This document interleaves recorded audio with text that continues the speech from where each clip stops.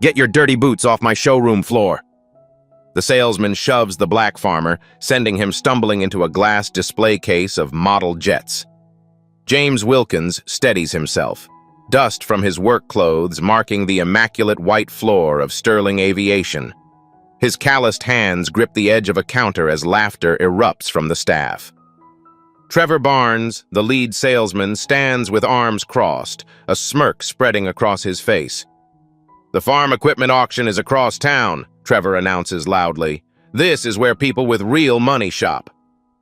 The room fills with snickers as Trevor grabs James by the elbow, fingers digging into his arm. "Let me escort you somewhere more appropriate for your budget." But the farmer plants his feet firmly, his eyes never leaving Trevor's face. James Wilkins parks his dust-covered pickup truck between a Bentley and a Mercedes in Sterling Aviation's customer lot. The 3-hour drive from his 5,000-acre farm left him tired but determined. He straightens his plain button-up shirt, the fabric worn but clean, and walks toward the gleaming glass building. Inside, the showroom dazzles with polished jets displayed under perfect lighting. Well-dressed salespeople speak softly with clients who look like they've stepped out of luxury magazines. James's weathered face and work clothes create an immediate visual disconnect. Yet his eyes shine with purpose and knowledge as he surveys the aircraft. "This citation would cut my travel time between operations by 60%, he thinks, calculating the efficiency gains for Wilkins Agricultural Enterprises. His excitement builds as he envisions expanding his business reach. Trevor Barnes watches James enter from his prime desk position. His month has been dismal. No sales, no commissions. The pressure from management weighs on him heavily. He immediately categorizes James as a non-prospect, a waste of valuable time. "Someone should call security," Trevor mutters to his assistant Danielle. "That guy clearly wandered in by mistake." "Maybe we should help him?" Danielle suggests, her voice uncertain. Trevor waves dismissively. "Let's see how long before he realizes he doesn't belong here." His eyes narrow with judgment based solely on James's appearance and the soil still visible under his fingernails. At the reception desk, Melissa forces a tight smile as James approaches. Her eyes flick toward Trevor, seeking direction. "Welcome to Sterling Aviation," she says, her tone suggesting the opposite of welcome. "How can I assist you today?" "I'm interested in viewing your mid-sized business jets," James replies politely, "particularly the citation models." Melissa glances toward Trevor, who gives a subtle nod, the signal to play along for amusement. She gestures toward Trevor's desk with exaggerated formality.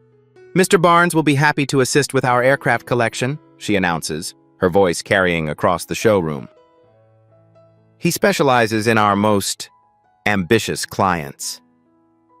James catches the smirks exchanged behind his back, but walks forward with shoulders squared. Trevor deliberately ignores James for 15 minutes, shuffling papers and making unnecessary phone calls. James stands patiently, observing the showroom. He notices another salesperson offering coffee and comfortable seating to a white client who arrived after him. "So, you're interested in our jets?" Trevor finally says, extending a limp handshake. His eyes don't meet James's. "Perhaps you'd like a brochure to take home and dream a little?" His tone drips with condescension. "I need an aircraft for business transportation," James explains calmly. "I have agricultural operations in 3 states and international distribution partners to visit regularly." Trevor's eyebrows rise dramatically. "Agricultural operations? You mean farms?" He emphasizes the word as if it's amusing. "Listen, these aren't crop dusters we're selling here." "I'm aware of that," James replies. "Our smallest jet starts at $8 million. Trevor pronounces each word slowly, watching for signs of shock or retreat in James's face. "I'd like to see the Citation XLS Plus," James says, unperturbed. Trevor laughs, the sound sharp and dismissive.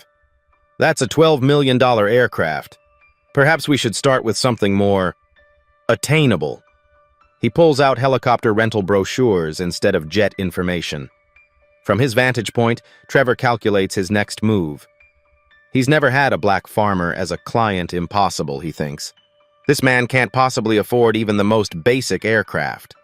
Still, management insists on entertaining all visitors for at least 15 minutes before showing them out. Why waste both our time, Trevor thinks, glancing at his watch. I could be helping real clients. James notices a woman in a business suit being guided through the showroom by another salesperson. She's offered refreshments, detailed specifications, and respectful attention. The contrast is stark, but James's expression remains composed. Only his eyes betray his awareness, cataloging every slight. I still want to see the Citation XLS Plus, James insists, his voice firm but polite. Trevor's professional smile tightens as he realizes this time waster won't be easily dismissed. Trevor sighs dramatically and rises from his chair. Follow me, then. He walks briskly toward the showroom floor, not bothering to check if James keeps pace. Other salespeople watch with amused interest as Trevor leads James past the Citation XLS Plus and toward an older, smaller jet tucked in a corner. This is more along the lines of what you might be looking for, Trevor says, gesturing vaguely at the aircraft, not even the model James requested. This isn't the Citation XLS Plus, James observes quietly. Trevor ignores the comment. Before we go further, Sterling Aviation has a policy. His tone suggests he's finally found his exit strategy. We require financial pre-qualification for serious inquiries. He emphasizes serious with a slight smirk. That's reasonable, James nods. Our aircraft require a down payment of 20%. Trevor's voice rises slightly, ensuring nearby colleagues can hear. For the Citation XLS Plus you're so interested in, that's $2.4 million. Cash. He pronounces the amount with finality, confident it will end this charade. James reaches for his wallet. The motion triggers Trevor's laugh, a sharp bark that cuts through the showroom's hushed atmosphere. Bill, come over here, Trevor calls to a colleague. Our friend thinks he has a Citation down payment in his wallet. Several staff members drift closer, poorly concealing their amusement behind professional masks. Trevor grows bolder with his audience. Sir, perhaps there's a misunderstanding. These aren't rental rates. He speaks slowly, as if to a child. This isn't like financing a tractor or pickup truck. The gathered staff chuckle appreciatively. James stands still, face impassive as the humiliation continues. Trevor places a pre-qualification form on a nearby counter, artificially complex requirements highlighted in yellow. Fill this out so we have a record of your visit. His tone implies it's merely a formality before escorting James out. James takes the form and begins writing. Trevor hovers uncomfortably close, peering over his shoulder. Sir, this is hardly legible, Trevor comments loudly after James writes his name and address. Do you need assistance completing this form? The question hangs in the air, laden with assumptions about James's literacy and education. The showroom has grown quiet, the spectacle drawing attention from everyone present. James continues writing methodically, each answer precise and detailed.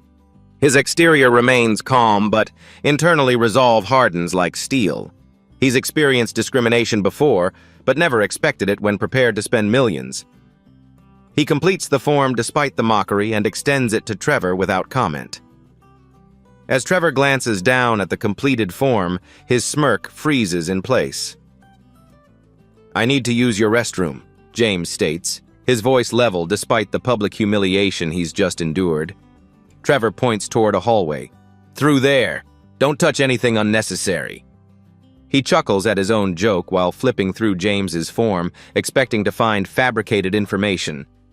In the privacy of the elegant bathroom, James stands before the mirror. For a brief moment, his composed expression slips, revealing a flash of hurt in his eyes. He's built a successful enterprise from nothing, yet still faces judgment based solely on his appearance. The hurt quickly transforms into steely determination. He straightens his shoulders and takes out his phone. Sarah, it's James. His voice is quiet but carries unmistakable authority. "Prepare the documents we discussed." "Yes, all of them." He listens briefly. "And call Marcus at the bank. I'll need verification of funds ready within the hour." Another pause. "Also, activate the contingency plan we outlined for Sterling Aviation." He ends the call and takes a deep breath, studying his reflection. "This ends today," he whispers to himself. Meanwhile, Trevor reviews James's form with growing confusion. The contact information seems legitimate. Wilkins Agricultural Enterprises with an address in rural Georgia. He quickly runs an internet search on his phone, finding only basic information about a modest family farm established 3 generations ago. "Probably exaggerating the size of his operation," Trevor mutters, reinforced in his initial assessment. Danielle approaches his desk cautiously. "Maybe we should check his financial background more thoroughly before assuming," she suggests. Trevor scoffs. "Trust me, I can spot a real buyer the second they walk through that door. This guy probably saved his whole life to buy that truck outside." He tosses the form aside. "I've wasted enough time on this already." James returns from the restroom, his face once again a mask of professional calm. "I'd like to see the actual Citation XLS Plus now, please." Trevor sighs dramatically. "Fine. One last look before you head back to your farm." He leads James to the correct aircraft this time, but his presentation consists of bare minimum details delivered rapidly. Twin Pratt & Whitney engines, Thales 100 nautical mile range, typical mid-cabin configuration, Trevor rattles off, deliberately using technical jargon he assumes James won't understand. Comprehensive avionics package with standard instrumentation parameters. James nods thoughtfully. "What's the specific fuel burn rate at cruising altitude compared to the Citation Sovereign?" Trevor hesitates, caught off guard by the knowledgeable question. "It's, significantly more efficient, of course." "And the maintenance interval requirements for the engines?" Trevor fumbles through a vague answer about industry standard protocols, noticeably incorrect to anyone familiar with private aircraft. James notes each inaccuracy without correction, then asks about financing options and warranty details. His questions grow increasingly specific and technical, revealing a depth of aviation knowledge that leaves Trevor increasingly uncomfortable. Trevor's phone rings. The receptionist's number flashes on screen with an urgent message. "Excuse me," Trevor says, stepping away to answer his phone. His brow furrows as he listens to Melissa, the receptionist. "There's a financial verification coming through for your client," she tells him. The caller ID showed First National Investment Bank's Executive Services Division. Trevor's expression shifts subtly as uncertainty creeps in. He returns to James, his demeanor noticeably altered. He clears his throat and gestures to nearby seating. "Mr. Wilkins, perhaps you'd like to sit down while we continue our discussion. Can I offer you coffee?" "I've been standing this long," James replies evenly. "I can continue standing." The quiet dignity in his refusal carries more weight than anger ever could. Trevor attempts damage control, his voice taking on a nervous quality. "Our standard procedures can sometimes seem a bit formal. I hope you didn't perceive any rudeness earlier." James listens silently, neither accepting nor rejecting the half-hearted explanation. His steady gaze makes Trevor increasingly uncomfortable. From Trevor's perspective, panic begins to bubble beneath his professional veneer. The email hasn't arrived yet, but a major bank's executive division doesn't call about clients without reason. Has he misread the situation completely? His sales director would eviscerate him if he's alienated a legitimate buyer. "Let me show you the Citation's interior features," Trevor offers with newfound enthusiasm. The cabin height is 5'8", with executive seating for 9 passengers. His presentation remains condescending despite his efforts. The controls are quite sophisticated, not something you can just pick up like driving a tractor. "I'd like to inspect the aircraft interior alone, please," James requests. Trevor hesitates, reluctant to leave a potential client unattended inside a $12 million aircraft. But something in James's unwavering gaze makes him step back. Of course, take your time. He watches nervously as James boards the aircraft and methodically examines every feature with evident expertise. Through the windows, Trevor spots Robert Kensington, Sterling Aviation's regional director, striding purposefully across the showroom floor. Robert's face bears the distinct expression of a manager who's just received concerning information. Robert pulls Trevor aside, voice hushed but intense. "Who is that client examining our flagship citation? Why wasn't I informed we had someone looking at our premium inventory today?" Trevor straightens his tie nervously. "He's nobody, just a farmer who wandered in off the street," he insists, but his voice lacks conviction. "A farmer?" Robert repeats, his gaze shifting toward the bank notification visible on Trevor's phone screen. James emerges from the aircraft just as Robert approaches with an outstretched hand and a broad smile. "Mr. Wilkins, I'm Robert Kensington, Sterling's regional director." His tone is markedly different from Trevor's professional and attentive. "Welcome to our facility. I hope you're finding everything to your satisfaction." James acknowledges him with a brief nod, but deliberately turns back to Trevor. "I'd like to discuss customization options and delivery timelines." His focus forces Trevor to continue the interaction he's been trying to escape. "Of course," Trevor says, his voice slightly higher than normal. "Standard delivery is 6 to 9 months, but custom interiors can extend that timeline." He stumbles through specifications while Robert watches with growing concern. "What about the advanced avionics package?" James asks. "The Garmin G5000 with touchscreen controllers?" "That's an excellent choice," Trevor replies, though his description of its capabilities is notably flawed. Robert attempts to interject. "If I may, the G5000 system offers synthetic vision technology and—" "Please," James interrupts politely but firmly. "I'd like to hear Trevor's explanation." The request is reasonable, but the tension it creates is palpable. Trevor continues with increasing discomfort, aware that both James and Robert are evaluating his every word. Sweat forms along his hairline as he realizes how thoroughly he's exposed his ignorance of the product he's supposed to be selling. An email notification chimes on Trevor's phone. He checks it discreetly. The subject line reads, "Urgent. Client verification. Wilkins." His fingers tremble slightly as he opens the message. The preliminary financial verification flags James Wilkins as a potential high-value client with significant assets and urges immediate professional handling. The message warns that the client has substantial liquidity and advises against standard assumptions regarding agricultural businesses. Trevor's complexion pales visibly as he realizes the magnitude of his misjudgment. He returns to James with an awkward smile plastered across his face. "Mr. Wilkins, sir," he begins, the "sir" sounding forced and unnatural.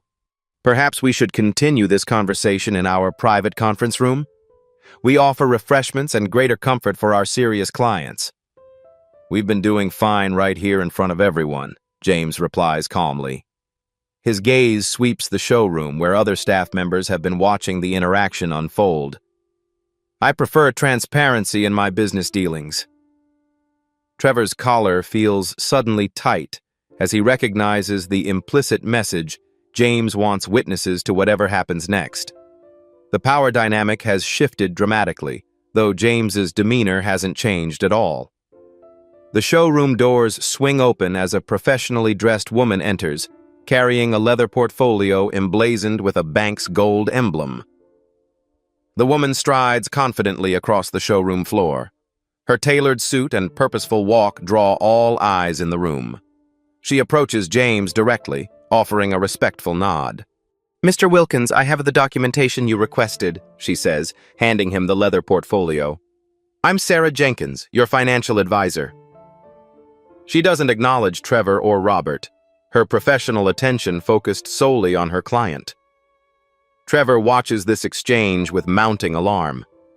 Sarah's arrival has transformed a humiliating spectacle into something entirely different. The same salespeople who laughed earlier now whisper among themselves, their expressions shifting from amusement to concern.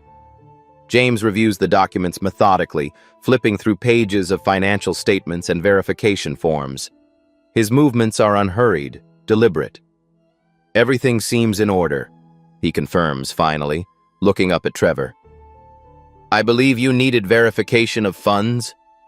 He extends a document toward Trevor, who takes it with visibly trembling hands. The paper feels unusually heavy in his grasp.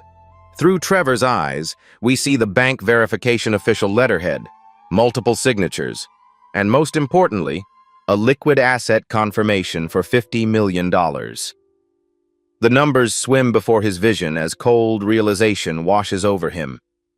His throat constricts as the magnitude of his misjudgment becomes painfully clear. Robert steps forward, attempting to salvage the situation. His smile is broad but strained at the edges. "Mr. Wilkins, perhaps I should take over from here. We want to ensure you receive our very best service." "No." James's interruption is quiet but carries unmistakable authority.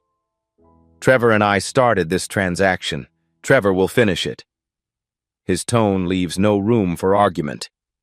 "We've established a certain understanding." Sarah places a laptop on a nearby counter and pulls up additional documentation. Other customers in the showroom have paused their own negotiations to observe the unfolding scene. Trevor's colleagues watch with a mixture of schadenfreude and professional horror, recognizing a career-defining mistake when they see one. The showroom has fallen eerily quiet. Even the background music seems to have dimmed, as if the building itself is holding its breath. "Now," James says, his voice carrying in the silence, "let's discuss the actual price of the Citation XLS Plus, not the inflated figure you quoted me earlier." Trevor's face drains of color as James recites the correct market price down to the last dollar.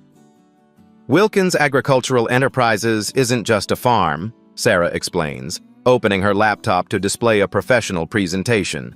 "It's one of the largest black-owned agricultural corporations in America."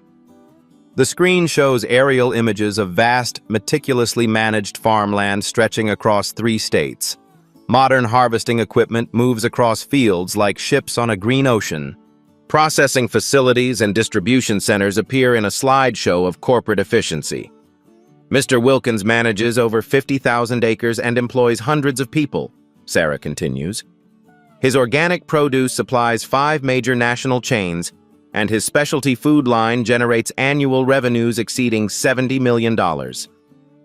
James stands quietly, watching recognition dawn on the faces around him. His posture remains unchanged, neither diminished by earlier humiliation nor inflated by the revealed truth. "Additionally," Sarah adds, turning to a new slide, "Mr. Wilkins sits on the board of Transglobal Investment Group, which specializes in transportation infrastructure and has previously purchased aircraft for several corporate clients."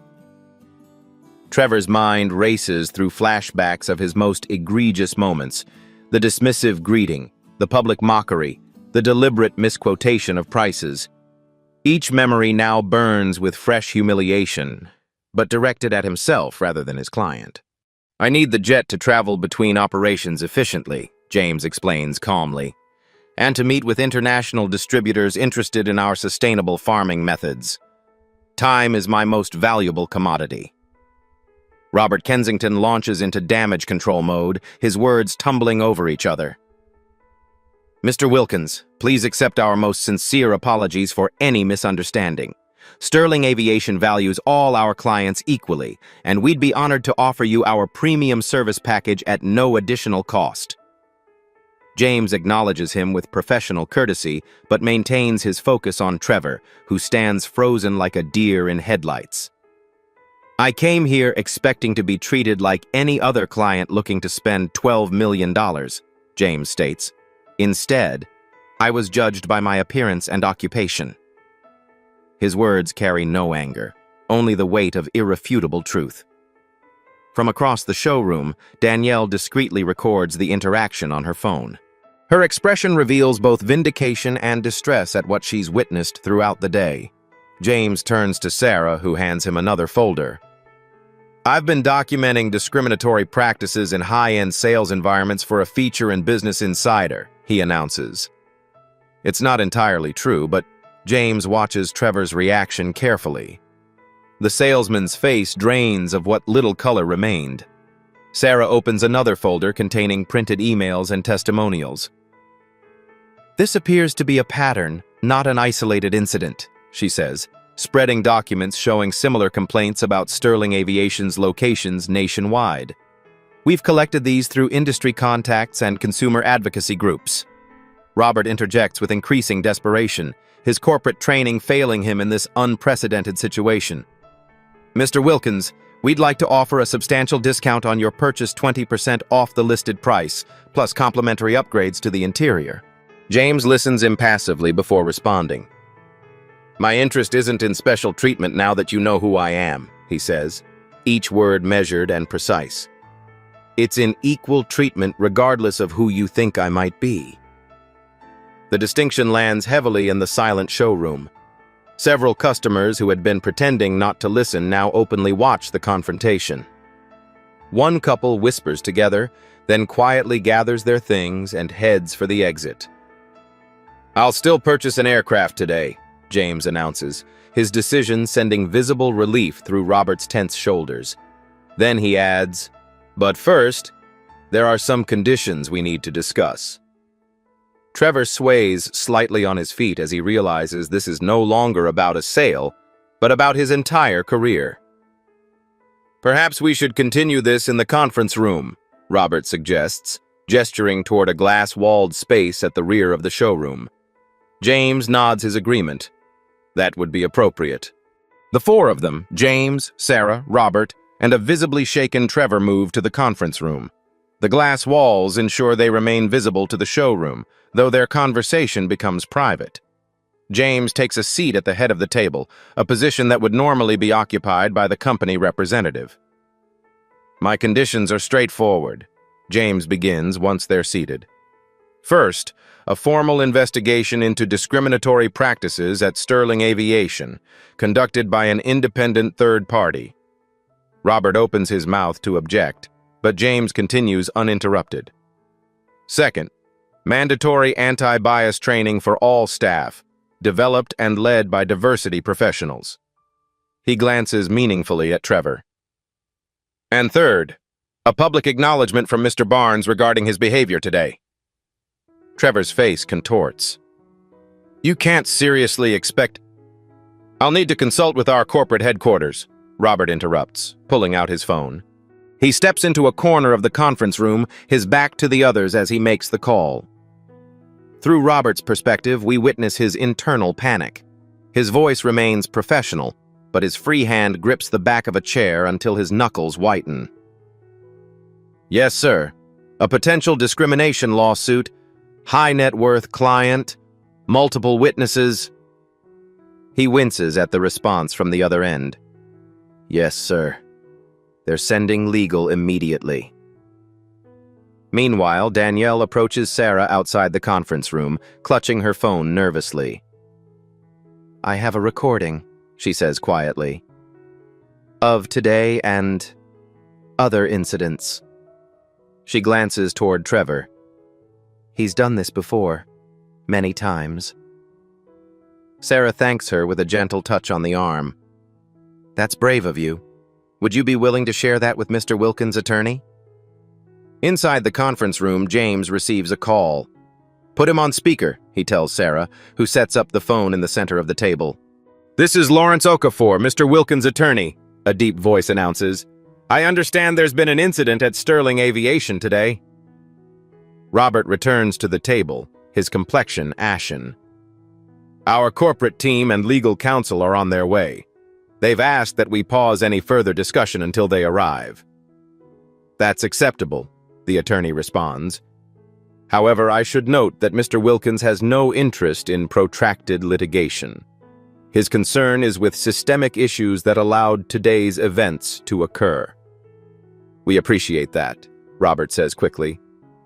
That said, the attorney continues, The documented pattern of discrimination could constitute significant legal liability for Sterling Aviation under multiple statutes. The tension in the room thickens. Trevor shifts uncomfortably in his seat, loosening his tie as if it's suddenly too tight. Within 30 minutes, Sterling's corporate representatives arrive. A stern-faced legal director and a diversity officer who appears to have been pulled from another meeting. They review the evidence Sarah presents: Danielle's recording, the collected complaints from other locations, and James's detailed account of his treatment. Their faces grow increasingly grim as they witness Trevor's behavior in the recorded video. They request a private meeting with Robert and Trevor in an adjacent office. Through the glass walls, James watches Trevor gesticulating desperately, his professional demeanor completely abandoned. Robert stands with his head bowed, occasionally nodding. The corporate legal director points repeatedly at Trevor, her expression severe. When they return, Trevor's demeanor has transformed completely, defeated and frightened. He stares at the table, unable to meet James's eyes. The corporate legal director addresses James directly. Mr. Wilkins, on behalf of Sterling Aviation, I offer our deepest apologies for your experience today. Her tone is sincere. We've reviewed your conditions, and not only accept them, but would like to propose additional commitments. She presents James with a formal document outlining a comprehensive action plan. The independent investigation he requested, company-wide training programs, a substantial donation to minority business development organizations, and a new mystery shopper program to identify discriminatory behavior. Additionally, she adds, Mr. Barnes has prepared a statement. Trevor looks up, his face a mask of humiliation. I apologize for my unprofessional and discriminatory behavior, he recites mechanically. My actions were unacceptable and do not reflect Sterling Aviation's values. James studies him for a moment. Is that how you truly feel, Mr. Barnes? Trevor hesitates, then slumps slightly. I made assumptions based on how you looked. I was wrong. For the first time, genuine contrition flickers across his face. James nods once, accepting the acknowledgement without further comment. The purchase agreement for the Citation XLS Plus is prepared at fair market value. James declines both the special discounts offered earlier and corrects the attempt to overcharge him initially. I want exactly what any other customer would receive, he specifies. Nothing more, nothing less. As James signs the papers, Sarah receives a text message. She leans toward James, whispering, Danielle's video has already begun circulating among Sterling employees nationwide. It's creating quite a stir. James completes the transaction with the same quiet dignity he's maintained throughout the entire ordeal. The contrast between his conduct and Trevor's earlier behavior stands as its own powerful statement. As James prepares to leave, he places a business card on the table. The corporate logo reveals another connection. James serves on the board of the National Association of Minority Business Aviation Customers. Robert audibly gasps as he realizes James could influence aircraft purchases worth hundreds of millions across the industry. 1 week later, Trevor sits alone in a sterile conference room at Sterling Aviation's headquarters. The space feels deliberately intimidating: oversized table, too bright lighting, and uncomfortable chairs. He adjusts his tie repeatedly while waiting. 5 executives file in silently, including the CEO, legal director, and human resources head. Their expressions reveal this isn't merely procedural, it's a tribunal. They arrange folders and laptops with methodical precision. This disciplinary hearing will address the events at our Atlanta showroom on June 12th, the CEO begins. His tone lacks the warmth typically reserved for valued employees. We have reviewed all evidence, including video documentation provided by your colleague, Danielle Martinez. The legal director taps her tablet, and Trevor's voice fills the room. These aren't crop dusters, sir. His recorded laughter sounds harsher than he remembers. Perhaps we should start with something more attainable. Trevor shifts uncomfortably. The situation was misinterpreted, he offers weakly. I was simply trying to qualify the client appropriately.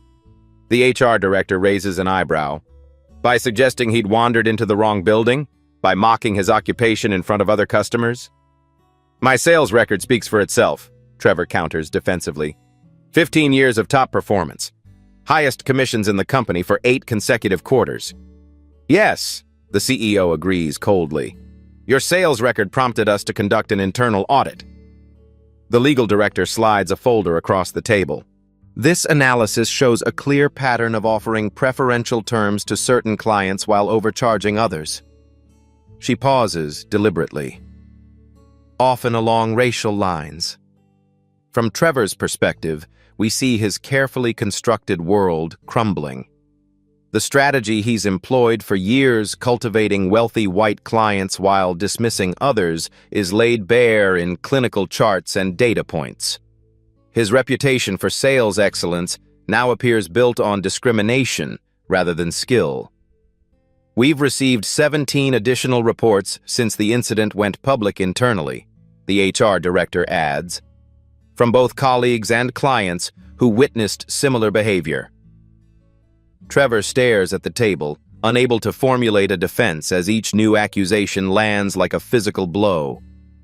His thoughts race frantically. Could he claim he was having a bad day? Blame pressure from management to qualify buyers? Insist it was an isolated incident? The hearing concludes with Trevor's termination, effective immediately. Security escorts him to clear out his desk, his company credentials already deactivated. Former colleagues avoid eye contact as he packs his personal items into a cardboard box. Some actively turn away. Danielle, now wearing a sales associate pin, watches from across the showroom without sympathy. Trevor learns that his final commission from the Wilkins sale, which would have been his largest ever, has been redirected to the company's newly established Diversity Scholarship Fund. His name will be prominently absent from the announcement. Meanwhile, James attends the delivery preparation for his new aircraft at Sterling's hangar facility. The staff treats him with the professional respect he deserved from the beginning. Rebecca Chen, the pilot assigned to his delivery flight, mentions that the story has become a talking point throughout the private aviation industry. Your experience has started important conversations, she tells him as they review the flight plan. A lot of us have seen this behavior for years, but didn't have the platform to address it. As Trevor leaves Sterling for the last time, his phone buzzes with a news alert featuring his own name. 3 months later, James steps off his Citation XLS Plus at Hartsfield-Jackson International Airport. The aircraft's polished exterior gleams in the Georgia sunshine, its tail number custom selected to honor his grandfather's birth year. He's returning from meetings with European distributors who have committed to substantial contracts for his organic produce line.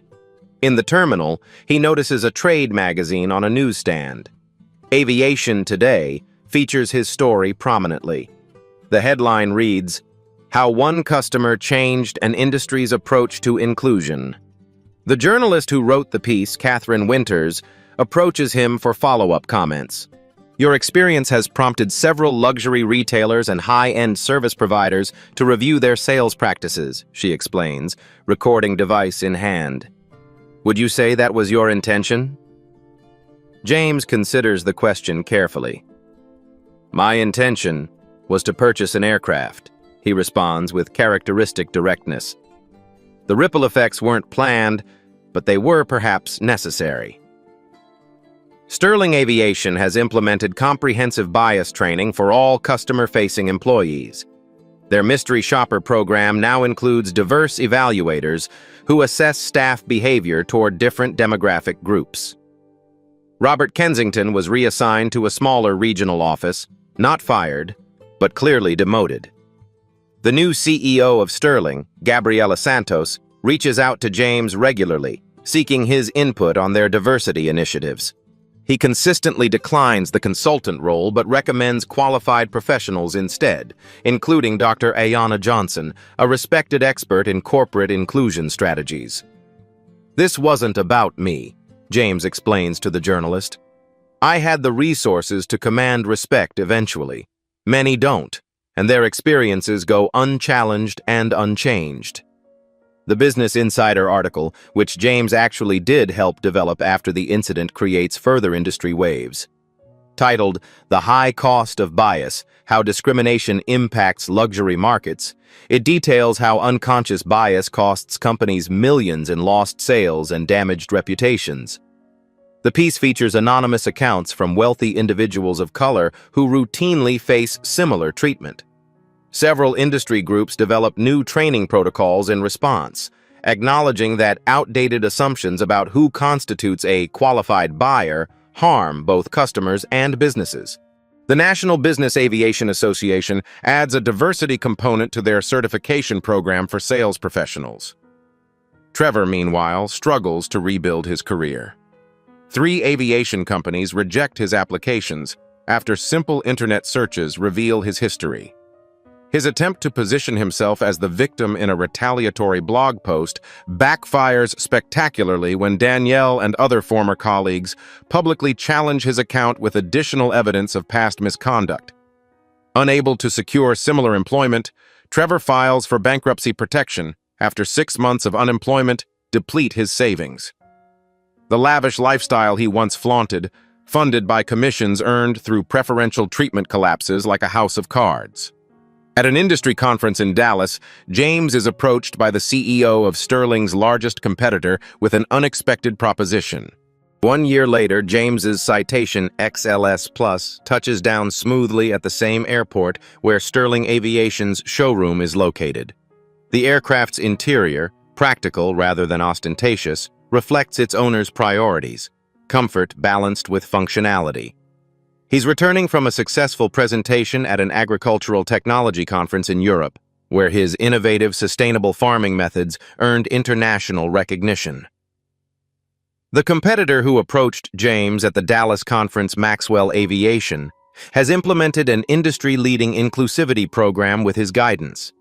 Their sales staff now includes professionals from diverse backgrounds, and their training emphasizes treating every potential client with equal respect, regardless of appearance or background. "Our sales have increased 18% since implementing your suggestions," Maxwell's CEO informed James in their last quarterly update. "And customer satisfaction scores are at an all-time high across all demographics." James drives his pickup truck, still practical, still occasionally dust-covered, to his original farm property. The modest homestead stands in stark contrast to the corporate headquarters he's built 10 miles away. Here, among the fields his grandfather once worked as a sharecropper, James finds his center. His hands still show the calluses of actual field work, which he continues to do regularly. Success hasn't changed his essential character or work ethic. He believes in maintaining connection to the core of his business, the soil and the crops that built his empire. Beside him walks Jamal Washington, a young black agricultural student intern who accompanies him as part of a mentorship program James established after the Sterling incident. The program pairs promising students with successful agricultural entrepreneurs, creating pathways into an industry where minority ownership remains disproportionately low. As they walk the fields, examining this season's crops, James shares the story of the jet purchase as a teaching moment. "Success doesn't insulate you from prejudice," he tells Jamal, brushing soil between his fingers to check its quality. "But it does give you the platform to address it. The question is how you use that platform." At the airport later that week, James notices Sterling Aviation's showroom has been renamed and rebranded following their acquisition by another company.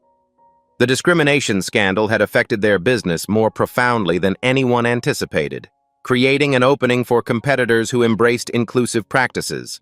The new management has reached out to James about featuring his story in their training materials, not as an example of what went wrong, but as a case study in the business value of treating all clients with dignity.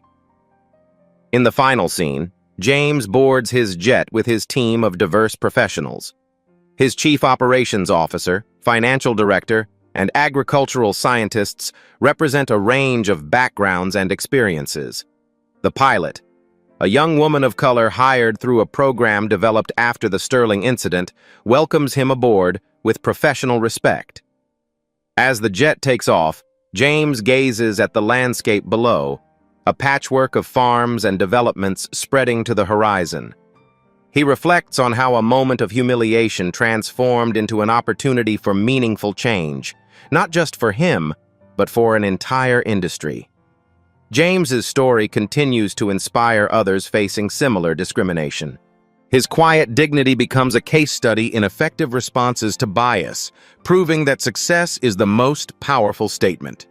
If you've been moved by James's story of dignity in the face of discrimination, hit that like button right now. This is PAP Stories, bringing you stories that matter. Don't miss our next video exposing how systemic barriers are being broken down in unexpected places.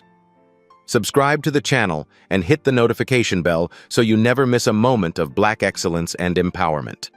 Share your own experiences in the comments below. Your story matters too. Together, we're building a legacy of strength, dignity, and success. PAP Stories. Our history, our future, our power.